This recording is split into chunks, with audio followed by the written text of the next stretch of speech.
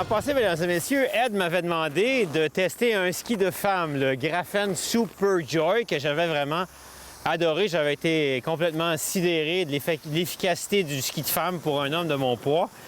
Et cette année, Stéphane Rochon m'a passé une paire de skis pour le ski test, le Monster 88. Le Monster qui est une gamme qui existe depuis quelques années, en format très large, 88 au patin, auquel on a ajouté cette année cette fameuse construction Grafen.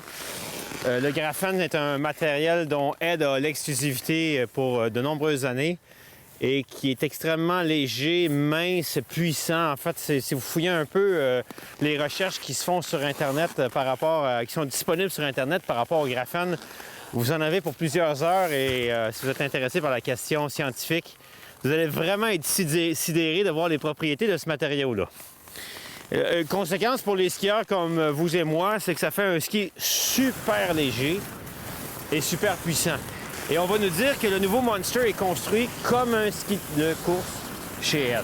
Alors, c'est un ski qui va s'adresser aux skieurs puissants, aux gens qui aiment ça aller vite, des gens qui aiment ça vraiment foncer. Puis en même temps, comme dit Alain, notre caméraman aujourd'hui, il dit, j'ai un ami, lui, il roule comme ça à fond, puis là, hop, il tourne à gauche, il rentre dans le bois, il va jouer dans le bois, parce que le ski a quand même une bonne portance à 88 de largeur. Il revient sur la piste, il charge sur la piste. C'est tout un jouet, c'est toute une bébite, en fait.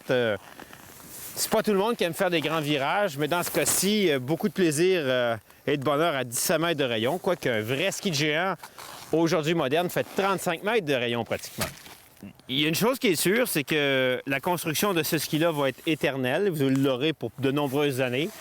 Et c'est peut-être pour certaines personnes d'avoir un seul ski dans son sac, mais pour d'autres personnes, c'est d'en avoir un comme ça quand c'est des pistes damées, comme aujourd'hui à Mont-Gabriel.